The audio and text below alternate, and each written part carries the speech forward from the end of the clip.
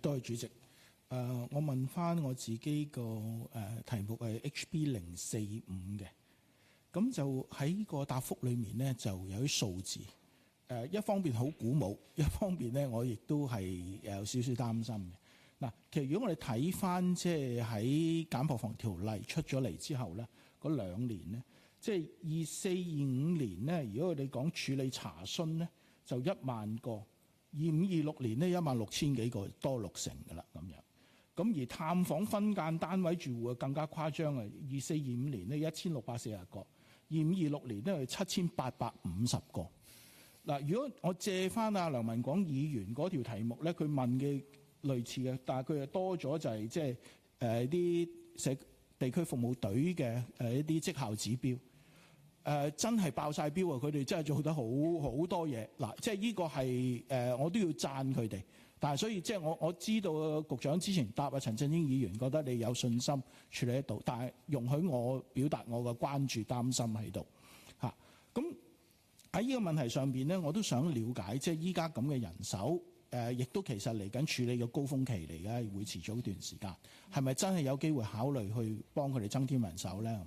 而具體上邊呢，我相信呢就係雖然有好義工隊，但係好多查詢啊，呢啲呢未必義工隊可以處理得到嘅嚇。咁具體嚟講，因為我都知道，除咗係即係住戶之外，業主都有好多問題嘅。咁跟進嘅有冇一啲數據呢？即係究竟處理幾多係業主嘅問題，有幾多係即係住戶嘅問題呢？咁樣咁我都希望即係局方呢能夠即係俾到啲數字，同埋即係會唔會真係嚟緊可以繼續加添多少資源去處理高峰期啊？多謝主席。好啊，局長。好啊，多謝主席，多謝林議員。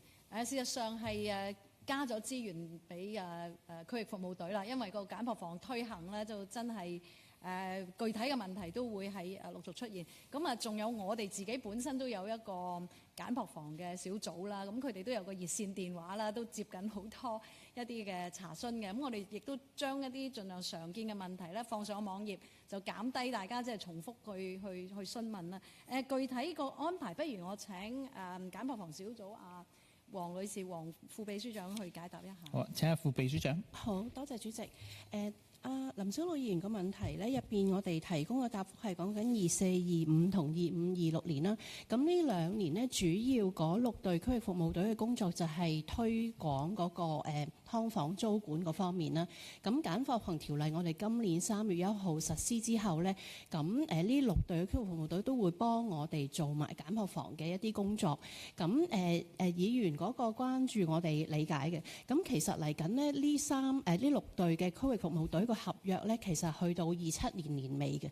咁我哋到時會適時睇翻佢哋嘅工作量啦，同埋到底我哋係咪需要俾更多嘅資源去支援佢哋呢？我哋到時會適時去檢討翻嘅。多謝主席。林議員有冇跟進？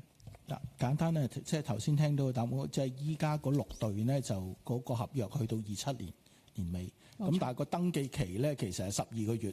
即係依家就過咗個零月啦，咁亦都好多好鼓舞嘅數字嘅，咁所以我希望即係唔好淨係睇住即係嗰個合約期，即係如果真係需要如果你真係要翻嚟要攞撥款又好，加人又好，我第一個支持嘅，多謝。